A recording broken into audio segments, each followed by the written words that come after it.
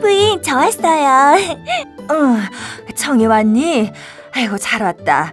안 그래도 생각나서 보러 갈까 했는데. 그러셨어요? 어머, 속 불편하세요? 제가 주물러 드릴까요? 얼마 전부터 조금씩 저리네. 다른 곳은 괜찮은데 유독 손이랑 발이 그러는구나. 가끔 저리고 감각도 없고. 그러고 보니 약간 부어있고 붉기도 하네요. 그치? 이전엔 이렇지 않았는데 손이 저려 아무것도 할 수가 없어. 어머, 왜 그런지 군 간호사님께 여쭤볼게요. 네, 용궁번입니다. 안녕하세요. 저 심청이에요. 간호사님 잘 지내셨죠? 심청양 반가워요. 심청양도 잘 지냈죠? 네, 간호사님. 여쭤볼 게 있는데요. 항암 치료 중 올 수 있는 부작용 중에 손발이 붓거나 저린 증상도 있나요? 제가 지금 승상부인과 함께 있는데 손발이 저리다고 하셔서요. 좀 부으신 것 같기도 하고요. 손발이 저리고 부으셨다고요? 혹 가렵거나 빨갛게 부어오르진 않았나요? 가려운 건 잘 모르겠는데 손바닥이 빨개졌어요. 이번 치료 시작하고 나서 이러는데 이것도 항암 치료의 부작용인가요? 지금 말씀하시는 증상으로 봐서는 수족 증후군 같네요. 수족 증후군이요? 네, 수족 증후군이란 항암제를 투여 중인 환자에게 나타날 수 있는 부작용인데요. 손 발바닥이 붉어지고 부으면서 감각이 무뎌지고 저린 느낌이 있습니다. 심할 경우에는 피부가 갈라지고 헐거나 물집과 함께 심한 통증이 있기도 하고요. 치명적인 부작용은 아니지만 일상생활에 불편을 줄 수 있기 때문에 의진에게 알려 적절한 조치를 취하는 게 좋아요. 아, 그렇군요. 그럼 내일 부인 모시고 병원에 가야겠어요. 네, 그럼 두 분 내일 병원에서 봬요.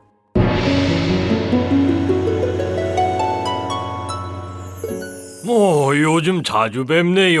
심청양 승상부인. 네, 선생님. 용사님도 잘 계시고요. 네, 요샌 식사도 잘하시고 화장실도 잘 가시는 게 암 진단받기 전보다도 더 건강해지셨답니다. 그거 참 좋은 소식이네요. 그나저나 승상부인께서는 손발이 저리시다면서요. 네, 선생님. 유난히 손발이 저리고 부는 것 같아요. 예전엔 이런 적이 없었는데. 손발이 붉어지고 감각이 무뎌지진 않은가요? 맞아요. 손바닥이 붉은색으로 변했어요. 그렇지요, 부인? 그런 것 같아요. 가끔 감각이 없기도 했어요. 증상을 보니 수족 증후군이 맞네요. 수족 증후군은 항암제 투여 중에 흔히 나타나는 부작용인데요. 손 발바닥이 붉어지고 부으면서 감각이 무뎌지고 저린 느낌이 납니다. 심할 경우 피부가 갈라지고 수포가 생기거나 심한 통증이 동반되기도 하지요. 이러한 증상이 나타났다고 해도 적절히 조치만 취해준다면 호전될 수 있고요. 중요한 것은 이 증상 또한 약물 투여와 연관이 있어서 투여가 끝나고 몇 주 이내로 회복되시니 너무 걱정하지 않으셔도 됩니다. 하지만 방치할 경우에는 통증이 심해지고 감염이 될 수 있으므로 주의하셔야 합니다. 아, 그렇군요. 그렇다면 이 수족 증후군은 단지 손과 발바닥에만 나타나나요? 그렇지만은 않습니다. 수족 증후군은 땀이 많이 나고 압력이 가해지는 부위에 생길 수 있는데요. 손 발바닥에 가장 흔하게 나타나지만 겨드랑이, 엉덩이, 유방 아래 접히는 부위, 타구니 등에도 생길 수 있습니다. 그러면 선생님, 수족 증후군이 생기면 어떻게 해야 하나요? 수족 증후군은 증상이 생긴 후에 관리도 중요하지만 미리 예방하는 것이 중요한데요. 증상이 없더라도 수족 증후군이 발생할 수 있는 항암제를 투여받고 계신다면 앞 설명해드리는 방법으로 예방하시는 것이 좋습니다. 그럼 이제 예방 및 관리 방법에 대해 설명해드리죠. 알코올이 없는 보습 크림을 매일 6번에서 8번 정도 발라 손발이 건조해지지 않도록 하셔야 하는데요. 특히 크림 사용 시 손과 발의 주름진 부위를 집중해 발라주는 것이 좋습니다. 또 크림을 바른 후에는 면으로 된 장갑과 양말을 착용하고 자면 흡수에 도움이 되고요. 되도록 꽉 낀 신발은 피해서 발이 조이지 않도록 하셔야 합니다. 손발톱을 자를 때에는 일자로 자르시고 너무 짧게 자르시면 안 됩니다. 청소나 설거지 시에는 반드시 장갑을 끼셔야 하는데 이때 면장갑 위에 고무장갑을 끼시는 것이 손을 습하게 하지 않아 좋습니다. 아, 한마디로 손과 발을 호강시켜줘야 한다는 얘기군요. 맞는 말씀입니다.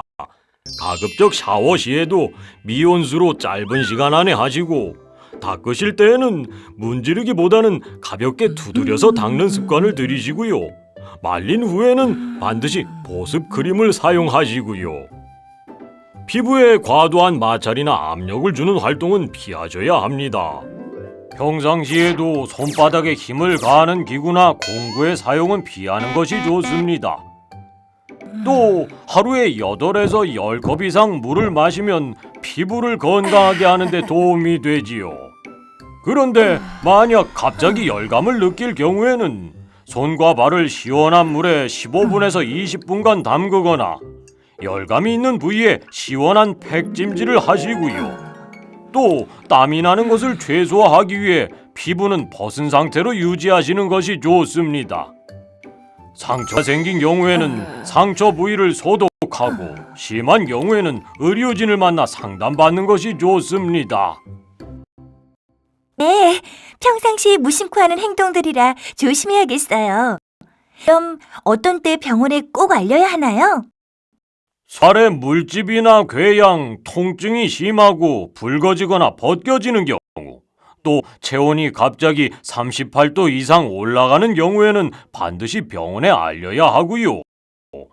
기능으로 투약을 중단하는 경우가 있는데 증상이 호전되더라도 임의로 약을 복용하시면 안 되고 반드시 의료진이 환자의 상태를 보고 내리는 처방에 따르는 것이 안전합니다. 이렇게 선생님 말씀을 듣고 나니 조금 안심이 되네요. 그동안 나이 들었다고 피부 관리에 소홀했는데 이제 다 신경 좀 써볼까요? 네, 승상 부인. 이제 집안일은 며느리들에게 맡기시고 그동안 고생한 손발 호강 좀 시켜주세요. 께선 안 그래도 피부가 고우신데 더 좋아지시겠어요.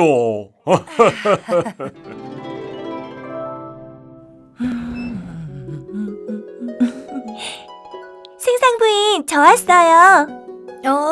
청이가 왔구나. 어머, 뭐 하고 계세요?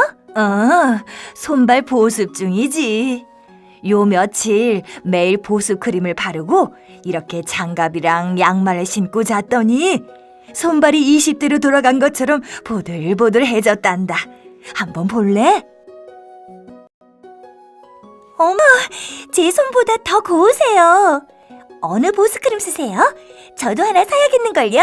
며느리가 사다 준 건데 청이 것도 하나 있지. 갈 때 하나 챙겨가렴. 요즘 청이가 와서 내 말동무도 해주고 같이 병원도 다녀주고 해서 며느리가 얼마나 고마워하는지 몰라. 어머, 제가 좋아서 한 일인데요. 나중에 고맙다는 인사 꼭 드려야겠어요. 그래. 근데 요즘 피부 관리를 하다 보니 얼굴 주름이 신경 쓰이는데 주름에 좋은 크림 없을까? 어머, 아직 모르세요? 그 유명한 처방제를? 뭐 좋은 거 있니? 나도 좀 알려줘. 스마일! 웃음이요. 웃음보다 좋은 주름 제거제는 없죠. 그래, 맞아. 웃음이 가장 좋지. 그러고 보니 나에겐 청이가 주름 제거제네. 이렇게 매일 와서 웃음을 주니 말이다.